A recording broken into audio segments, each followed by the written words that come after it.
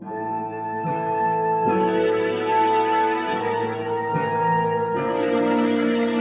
out to another episode of It's All Been Trekked Before. We're into the animated series. Yes, that's why I'm so animated, because it's the animated series. The first episode, Beyond the Farthest Star. Check it out. It's our entree into this new yet same old world, kind of. Well, you'll hear in the episode. You watch the episode. Some other things. Speaking of new but yet familiar worlds. The Quarterly Book Club. It's a new quarter. It's All Been Presents this Quarterly Book Club. Why quarterly? Because you're busy and books are long. In its third year, they're reading young adult novels for 2019. First up is Point, P-O-I-N-T-E, Claw, by Amber J. Kaiser. An animalistic avant-garde production threatens Jesse's chance at going professional with ballet. Read along and look for the video discussion at the end of March. Check out the Quarterly Book Club and all our programming at IABDpresents.com. And you knew I was going to get here. Don't forget to support us at patreon.com/IABD. Support all these great programs, us, Quarterly Book Club, all the other great stuff you see here. And you also get great bonus content, outtakes, bloopers. It's bonus content. What more can you ask for? Speaking of bonus content, check out the Squatch Smashers. Yep, some say it's a scripted, rednecky Hello from the Magic Tavern, if you're familiar with that podcast. Others say other things, but don't listen to them. If you like your hijinks wacky and your sass extra sassy, then listen in as the simple podcast within a podcast about a paranormal investigator working out of a t-shirt kiosk in a rundown mall evolves into the tale of a Bigfoot hunter, a vampire, a killbot, and Elvis the necromancer on the run from nefarious government forces and random cryptids in an enormous underground series of catacombs.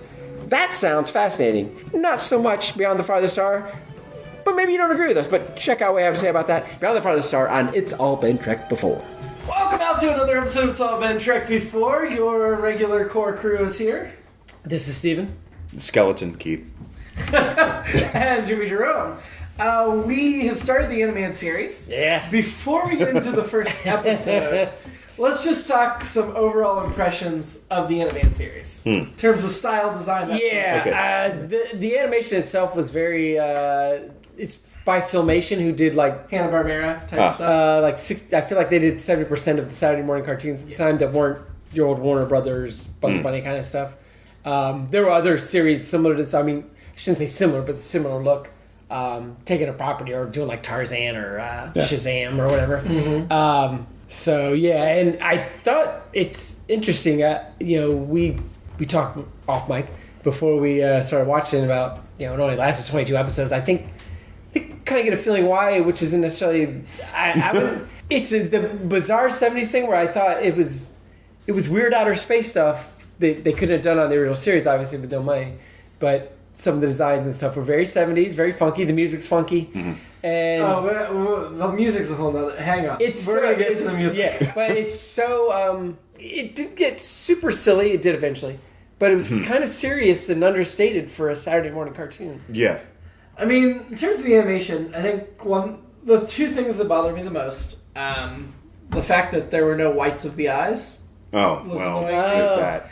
The inconsistency of the insignia on their chest. Okay, the size and position and internal thing kept changing. Orientation. Kept changing with every shot. I'm going to say that as animation goes, especially for... when did this come out? 1973. So about 4 years after the end of the original series. I thought it was surprisingly good. As far as getting across, when you get across, it's kind of minimalist. Right. I've seen lots of different animation styles and techniques, and it's just sort of, it's not the greatest thing, obviously, but it was impressionist, for lack of a better word. It got the point across. I mean, the space stuff from the opening credits, I was like, this is an improvement. This is better effects than the original season. Yes. Yeah. But and I liked, they did a good job developing worlds, like on the alien ship and stuff. Yeah. Animation style I don't have a problem with. Yeah. Well, I mean, as far as the whites of the eye, I thought the expressions on the faces were adequate to get across what they were doing. So do you think they match the likeness of the actors very well? More or less. I mean, I made a note here where I said that they drew in the bags under McCoy's eyes. Yeah, that was his defining features. I thought, I liked the bags. I thought Scotty was the worst drawn. Okay, yeah. Other than possibly Kyle, who they gave a mustache to for some reason. It felt like James Doohan put on a mustache to pretend to be somebody else.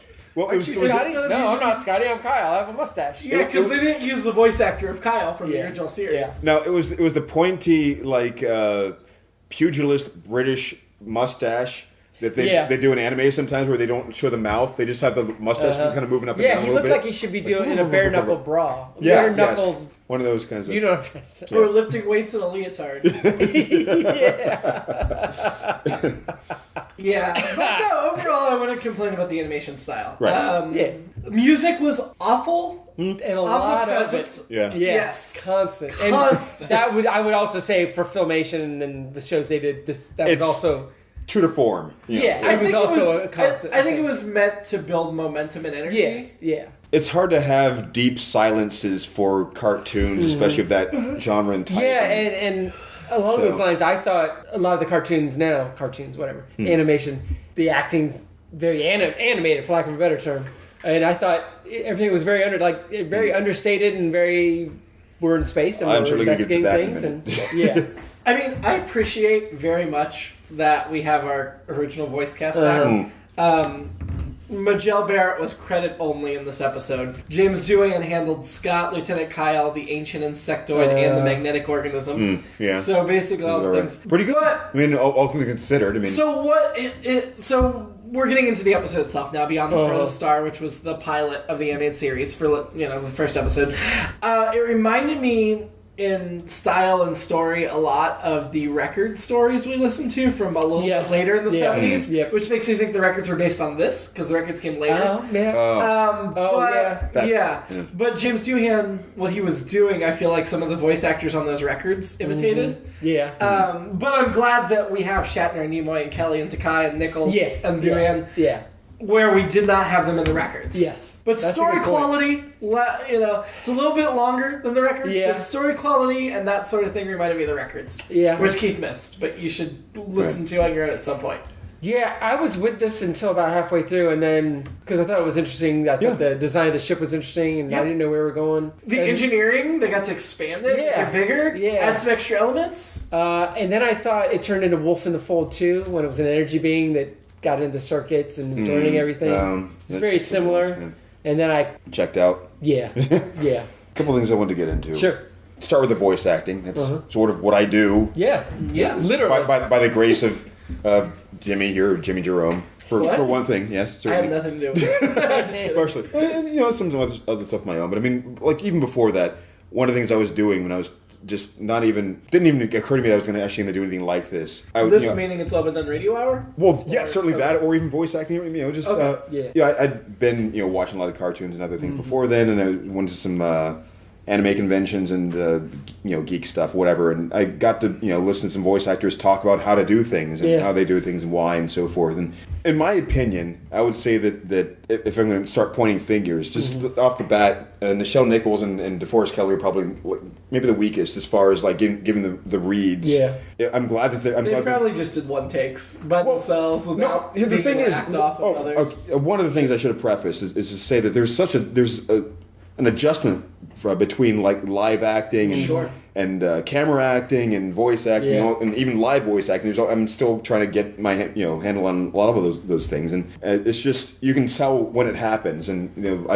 one of the anecdotes that I would hear the voice actors talk about is how they would get upset about big A-list movies. And you pull in the names from other live action things, and just to have the names, then they'd have to pull in like the grinders from other anime and animation. The people who are actually like pure voice actors to coach them on how to actually get across what they're doing. And surprisingly, so Spock and Sulu were just bam, natural. They sound like their characters. Well, I think that's part of that's a testament to how great Nimoy is a performer in all things. Certainly, yes. He kept the character was consistent with the way that he felt during live acting. Sure. Sulu actually sounded better, I think, here. Maybe it's the dialogue that was written. I'm sure part of it really was that the script was more balanced than certainly an average episode of the live action series was. So you got a lot of people speaking more than they would about things they wouldn't normally do, and I appreciate that. Yeah, I appreciate that certainly, and so there's an adjustment period. I think as the series goes on, we'll probably see improvements or differences or variations or whatever. But curious to see. Yeah, I agree with all of that. I think I do wish they matched the mouth movements with the voices a little better. They were pretty awful. That's very weird. That's So beyond the Farthest Star, they decided that, hey, we had Samuel Peoples write Where No Man Has Gone Before, the pilot of the original series. That's right. Let's let him also write the pilot of the animated series. So the same writer as Where No Man Has Gone Before. Don't know why he sucked 7 years later. after a great original episode. Was that too mean? Was that too hard? What was? I'm sorry. What was the other episode that you did? Where No Man Has Gone Before. Oh, the original series pilot, which was an amazing episode. And then there was this. Yeah. Also directed by Hal Sutherland, who is credited as directing all 22 episodes of the original. But he is basically an animated director. He did The Brady Kids, Archie's Funhouse, Sabrina and the Groovy Ghoulies, Aquaman, Fantastic Voyage, Journey to the Center of the Earth, New Adventures of Superman, Space Sentinels, Gilligan's Planet, and many others. Aquaman, that does look like Aquaman. 70s Aquaman. Yes. So God, a lot of that stuff. They got an experienced animated director, which was a good thing, and kept him for the series. We've got a lot of the writers returning. Yeah. But here's our first example of a writer who could not adjust their writing for the format. Apparently. Yeah. Like DC Fontana came on as what? Yeah. What was her credit? Associate producer, but I swear it was like story something. I think so. Yeah. So she had a lot to do with the story, and of course Gene Roddenberry worked on this as well. Actually, I mean, it's as Stephen was saying earlier about the tone. It was a good, understated kind of. Yeah, at first, it seemed like they were able to, like, without having like the network breathing down their necks over certain types of things. It was like, this is a good, pure sci-fi episode of like getting into some stuff, and then it kind of devolved into. So while the thing that got me real early on was it's a dead star. Okay, a dead star looks like a dead planet. Yeah, I'm pretty sure they just like explode and there's not. Yeah, and hypergravity and. So then I got over that because I got into the story and I'm like, whatever, I'm gonna forgive it. Sure. But then the way they got out of it was so convoluted and made absolutely no sense. Where they're like, we're gonna secretly jump to warp but make it look like we're gonna crash, and the alien's gonna panic that we're gonna crash, so it's gonna jump off the ship, and then we're gonna slingshot away. Right. Oh. And that, I guess, worked. But I don't feel like the alien would have fallen for it. Right. You caught so much more of that than I did. I was kind of. We were talking about that at the end. I didn't really feel like I understood. Maybe I got distracted and I'm taking notes, getting in my head. The only thing I can think is they said the computer got all the memory banks, absorbed all that, but maybe it had all that in its memory banks. It had the knowledge, but not the experience. Yeah, but I still think it would have waited till right before the crash to jump ship. Right.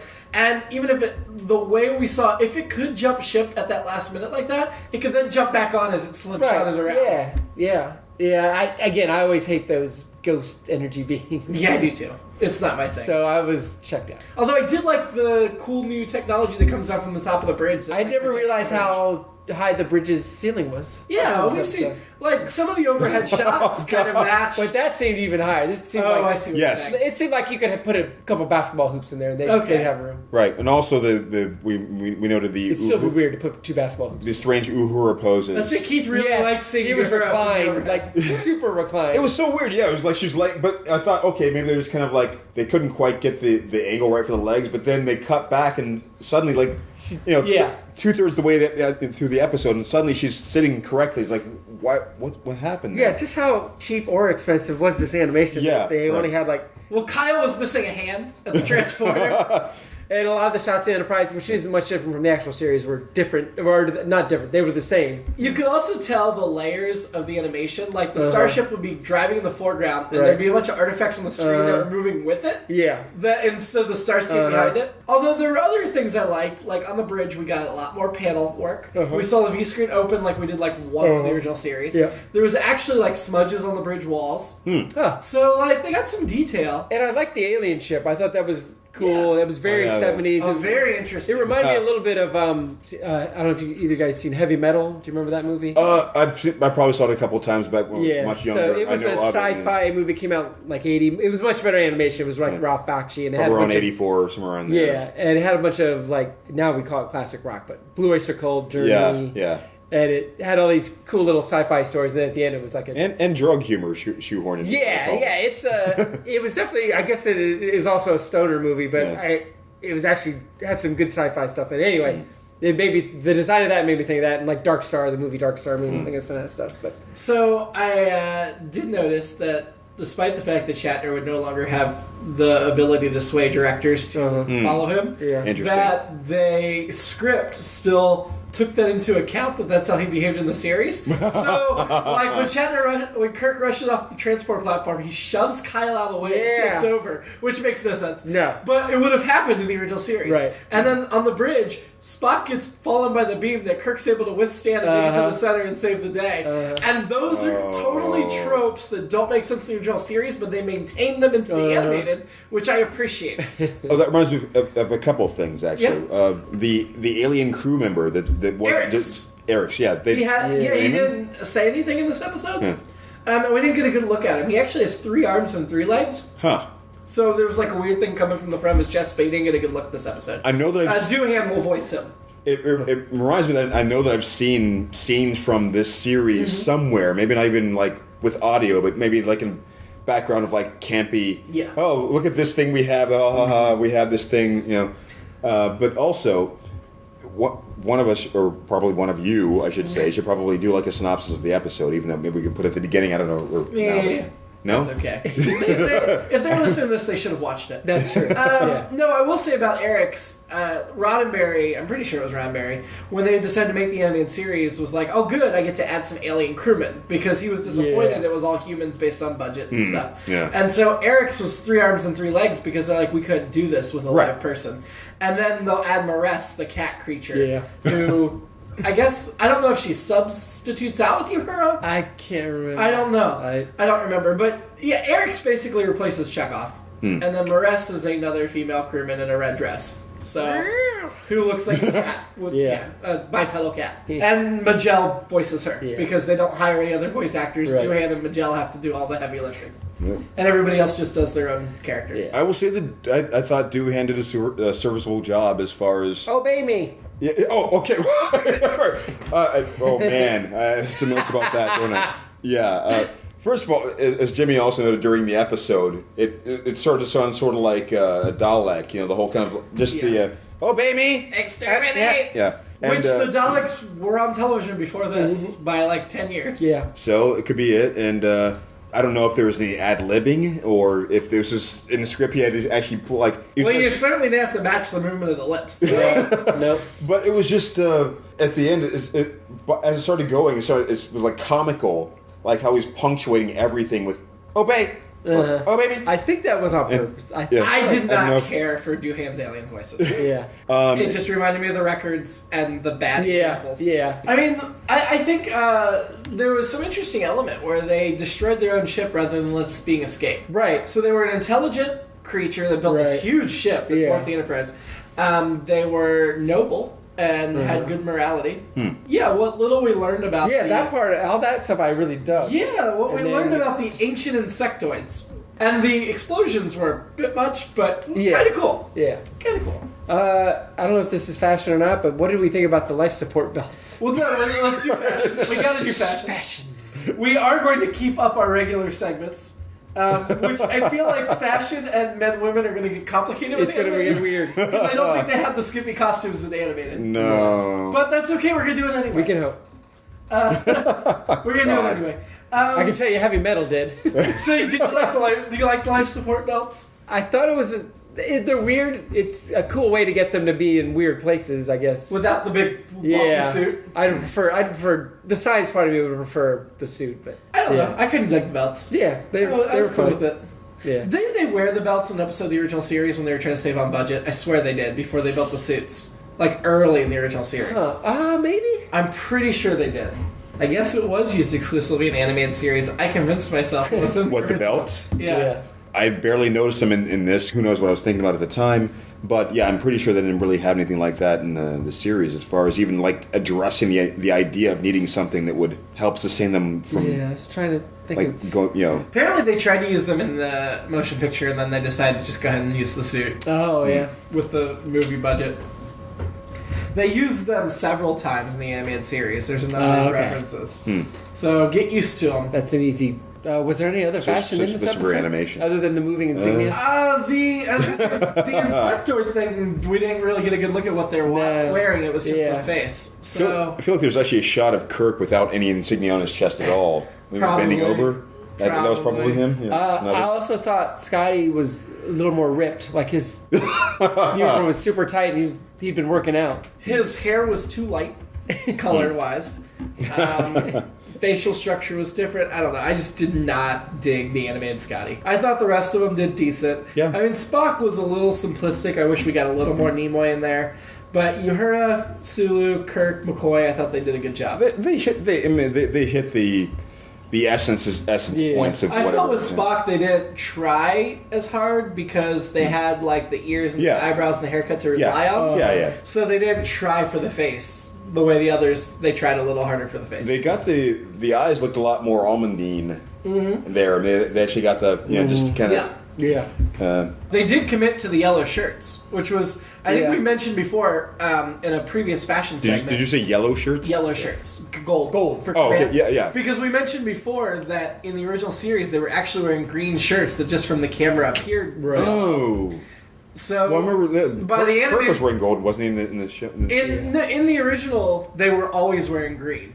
They just appeared yellow from the camera and the lighting. That's interesting. So in the animated, they definitely decided, hey, everybody thinks they're yellow anyway. Let's make it canon. I wonder if we'll see the wraparound shirt in the animated series. Ooh, I think we do. It almost looks like it was. Okay, hold on. So I'm trying to think back now. This is blowing my mind. So I think you weren't there in that episode. It looked like there was some gold and green though. It's some or like greenish it kind of depended olive. on once you knew they were green, you could see it. Oh but man! People just assumed they were gold because they looked gold. It looked like some of them were gold. It was total like the dress. Oh, that's hard to like. Is it blue and gold or silver and whatever? White or yeah. So at least the animated they fully commit to the yellow, which is now the canon color. Sure. They still got the stripes right on the sleeves. They did some detail work. Yeah. So we did fashion alternate episodes, Steven. I was thinking about we were like, oh, how did this only last 22 episodes? Then I watched it like, oh, this is kind of a serious, heavy show for a Saturday morning cartoon.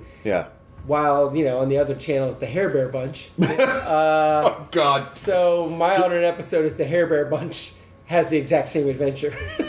Did you ever watch that, Jimmy? Hair Bear Bunch? No. I thought you were just making that up. Oh, no. No, I knew of it because of USA Network when they started bringing that stuff back, and I don't know if I'd seen it before then. Yeah. My alternate episode is instead of slingshotting, they rammed the Enterprise into the dead sun because they didn't want to make 21 more of these, and they all died. I was happy. I'm always glad to see the slingshot effect come around because that's what I always use whenever we're never going to make it to a place on time. I'm like, well, maybe if we can use the slingshot effect. I think I mentioned that in one of the worst episodes of the original series. Return Tomorrow's Yesterday. Or Tomorrow's Yesterday. Yeah, when the first time they used the slingshot effect. In the movies, they use it to no effect. Right. Yes. The idea of like we can. We use the sun's gravity. Oh my we are going to see that. I think Star Trek 4 is the most notable example. Oh, yeah. Where they slingshot around the sun to go back in time to get the whales. We'll see that. That's used better. And I believe Spock also does the calculations in his head that time. I don't know the reason for the theme song being different other than 70s. Some kind of rights. 70s. Yeah. I felt like I was in Vegas. Yeah. With the music at the top. Very colorful, very loud. The very opening matched scene. the very colorful, very loud animation. Okay, yes. For just industry or backstage reasons, do you know of why they wouldn't just use the original? That's what I don't know. I mean, it could be rights, but my thinking is they just wanted to update it. Change it It's up. been a few years. Yeah. We're now the 70s. We're not the 60s. Well, if you're gonna update it, why not use the same tune? The melody was completely different. They're doing like a sound alike. Right. It was It's similar. Yeah. I did notice, and I was a little disappointed that the opening credits are still just Kelly, Nimoy, and Shatner, and everybody else has to wait for the ending credits. I mean, in this episode, Takai and Scotty had way more lines than McCoy. Yeah, it's one of those weird legacy things where you kind of it's like, oh, we're going to imitate the original series as much as possible, but at the same time, this was unjust then. Why grandfathered it now? But Do you think this episode, just going by this episode, we'll talk about the series as a whole more later, but do you think this was a worthy or close a continuation of the original series? It felt like it at first. Yeah. It's going by like the season 3 standards of certain things where they kind of do like the lazy endings. There was that, but there was that very much that feel of we've got this really good concept we want to try to throw in here, and then kind of we don't know where it's going to go. To me, it felt like a different show. It did not feel the same to me. It was. They took elements, but it felt like a different show. It felt, well, the thing was, I think some of the difference we've touched on, where they're actually trying to balance out the other crew in certain ways, or the other actors, and I think that felt different in a good way to me, but. But just the tone and the rush and the I don't know. There's the other thing. I think it's the format of like a half-hour thing of just it's even more. Sometimes again going back to season 3, there's that kind of rushed ending where they didn't know what they were going to do, and so there's probably going to get a lot more of that if we only have half an hour. Yeah, I get why Roddenberry for the longest time didn't want this to be canon. Yeah, I do. Yeah, I did find the explanation with the theme. Oh, okay. The animated series also dispensed with the original series theme music composed by Alexander. This is from Wikipedia. Composed by Alexander Courage in favor of a new theme credited to Yvette Blaze and Jeff Michael. Actually, Filmation composer Ray Ellis working under a pseudonym, which I feel like he composed a lot of the Filmation music, obviously. This has never been publicly explained. One possible explanation is that the producers wish to avoid having to pay royalties for using the original theme. That's weird. That okay, I guess they're probably different entities, and I just you would assume that this is the same property name. They just have all the same stuff. Yeah. And, Even today, the film and television rights are owned differently for Star Trek. Yeah. Where's the heart of the galaxy, by the way? Do you guys know where that is? in Ohio, of course. I was going to say that. That's what I was going to say. Heart of it all. That's what I was going to say, too. No, I assume it's where when we go in Star Trek 5 and we meet God. No, maybe that that's was the center. Yeah. I did think it was interesting. They're like, we're beyond the farthest star known and we're charting. And I'm like, no, if you've left the galaxy, you're not charting anymore. There's nothing there. It felt a little bit like, oh, we forgot to tie in the name of the episode. Yeah, Jimmy, they're like on the outside edge of the paper. They just add another piece of paper, and they're kind of like on the edge of the. That's their charting. Backwards. My one final note, and this relates again to what a kind of cool thing for this to be on a Saturday morning, kind of weird. When they get rid of the spirit and it's stuck on the planet, it's like, please come back. Oh, I'm so lonely. that's almost heartbreaking. Yeah, it was. It was heavy. That was funny. Yeah. I did not heartbreak me at all. I certainly laughed at it, but it was like, what? Wow, why are you doing that? Scotty, all right, we didn't really touch on that. So you pointed out that he was on this away mission when he normally wouldn't be, but he also seemed to have like a post on the bridge, didn't he? He's sat at a station on the bridge before. Yeah. I was going to ask about that. Yeah, okay, I mean, it feels like rarely, but I mean, sometimes. Yeah. I'd say so far this is the worst episode we've seen. Well, we're gonna get to the rankings, Stephen, but you're jumping the gun. Sorry. Can we already get? I would disagree. I would say it's the best episode of the animated series. I'm not going to disagree with you about that. Keith, you want to be the tiebreaker? I want to kick it off already and say I hated it. It's number 1. We're all in agreement that it is. It's both the best and worst episode so far. It's like a tale of two cities. And then Men, Women of Star Trek. I have a hard time believing this is even going to work for any episode. But I agree with you, and I'm going to force it anyway. Certainly not this. I mean, I'll go with who's even in this? Who's the alien? The alien insectoid. Yeah. The ancient insectoid. Well, who's the one? Oh, does he count as a? Eric's is the main character. Okay. You can't choose him. Right, I was thinking. So I'm choosing the ancient insectoid. Me too. I think that's our only choice. Really. I mean, he was pretty sexy, I guess. Keith? I guess I'm going to go with his ship. The ancient insectoid ship. Oh, that's a good one. God, I mean, you could also choose that the thing. Dead Star? You could choose the Dead Star. You could choose that thing engineering that tried to eat Scotty. Oh, I'll take that. Oh, yeah. I don't remember what it even looked like right now, but that sounds pretty good. You want the thing that tried to eat Scotty? Part of engineering that tried to or whatever that energy tube he was the one crewman was using. Is that what you want, or do you want the thing that was eating Scotty? You have to pick. All right, Scotty. Yeah, I enjoyed that it was that laser going, and then it fell off, which I actually like. It was like clunk, clunk, clunk. Yeah, like which is better than the plastic. So, do you want the ancient insectoid, or did you find something else? I'll go with the insectoid. Okay, so we're gonna share that one. Yeah. Okay. I mean, he had some interesting looking hands. They might be fun. I don't know if this is gonna be a good 23 more episodes, but it's 21. or 21. Thank God. But it's definitely going to be interesting. I can say that. 23 would be unbearable. 21 is fine. 21. I mean, just for if you're following along and keeping track of logistics, we are not going to take a 6-week break between seasons 1 and 2, since there are only 6 episodes in season 2, and these are going to be short anyway. And you'll probably notice this episode is shorter than normal, so will the other Hopefully. episodes, I Probably, imagine. yeah. This episode is actually longer than the episode we just watched, but we have a lot to cover with Yeah. the animation style and stuff. That's fair. We're getting into Right, we it. figured this one would be Yeah. longer. From now on, we are likely to be the same length or shorter as we were with the original series. So we're going to talk a lot more about story and characters.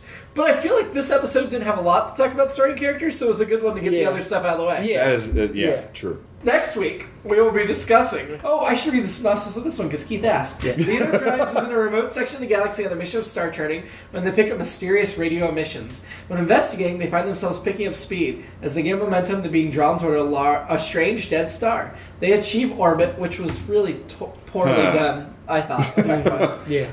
And discover an alien starship is also in orbit around the star. While investigating, they discover that the starship has been badly damaged and is over 300 million years old. When they beam back, they unknowingly bring back a malevolent energy source which attempts to take over. Terrible synopsis. Wow, that was just Did like the whole not enjoy episode. it at all. Yes, Yesteryear is next. Okay. And the synopsis for this is after finding himself erased from recent history, Spock must travel back in time to save himself as a Oh, youth. yeah. Oh my God. and Written actually, by Roddenberry and Fontana. Yesteryear was the first episode there because back then they still did equal time laws, and Takei was running for assemblyman position. So instead of the election hadn't happened yet, so instead of having to do equal time, they were like, "Oh, we're just going to delay that episode another week." So they just did Yesteryear, which I guess he's not in. Yeah, Takai and Nichols are both credit only for Yesteryear. Yeah.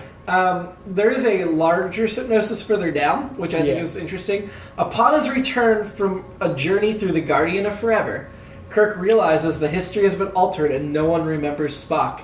And Endorian is now his first officer. Nice. And it appears that Spock met an untimely death during a childhood ritual in Vulcan.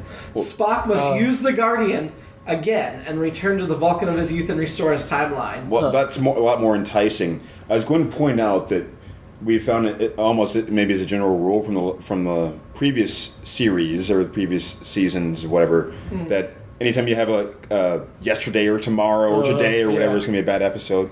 But This one is supposed to be the best one. Yeah, this is mentioned as Who a wrote really it? strong Is it- one. Roddenberry and Fontana. Okay, yeah. So we've got, besides, so Takai and Nichols took the episode off. Majel Barrett voices Amanda Grayson and Gray. Oh. Doohan voices Scott, the Guardian of Forever. Alik Om, Bates, Lieutenant Erickson, Commander Thielane, and the Vulcan Healer. We do have an uncredited Mark Leonard as Sarek. Oh, yeah. and this is a 20-minute episode, 22, Yes. whatever. That's wow. Billy What are they gonna do in Simpson this? is young Spock. And Keith Sutherland, not Kiefer Sutherland, Keith Sutherland is young Sepik. Jumping ahead, but this episode, some of it ends up, or it's referenced in the, kind of in the 2009 Star Trek. Yeah, Echo. this episode, even when they were trying to not consider the original series canon, I'm pretty sure they considered this episode canon because it fills in some of Spock's backstory. Yeah. So, yeah, this episode was pretty well respected. So we will get to that. Love that the Guardian of Forever is back. I Love the appreciate Guardian of that. Forever. Yeah. Though I'm not excited to hear Scotty voice him. So, I am the Guardian of Forever. Obey me.